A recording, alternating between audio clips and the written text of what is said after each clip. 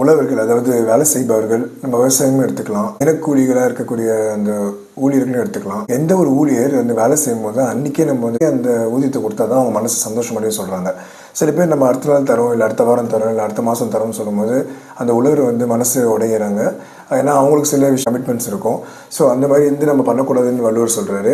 உழவினர் கைமடங்கின் இல்லை, விளைதூவும் விட்டை மென் பார்க்கும் நிலை. இந்த குறளுடைய அர்த்தம் பார்த்தீங்கன்னா, நம்ம உழைக்கிறவங்க வந்துட்டு ஒரு நாள் மனசுடைஞ்சு போய் படுத்துட்டாலும், நம்ம வந்து யாசகம் எடுக்கிறவங்கலேருந்து உழைப்பு சாப்பிட்ற இடைத்தர வரைக்கும் எல்லாருமே வந்து அழிந்து போவார்கள் சொல்கிறாரு.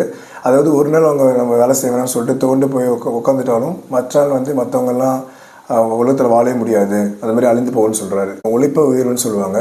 அதுமாதிரி உழைப்பவர்களுக்கு எப்பவுமே நம்ம மரியாதை கொடுத்து அவங்களும் அன்றைக்கே வந்து அந்த சம்பளத்தை கொடுத்தா அவங்க மனசு சந்தோஷம் அடைவாங்க. உழைப்பவர்களின் வேர்வை ஆய்வதற்குள் நம்ம அவர்களுக்கு சம்பளத்தை கொடுக்க வேண்டும். அதுவே அவர்களுடைய மிக சந்தோஷமான விஷயமா இருக்கும்.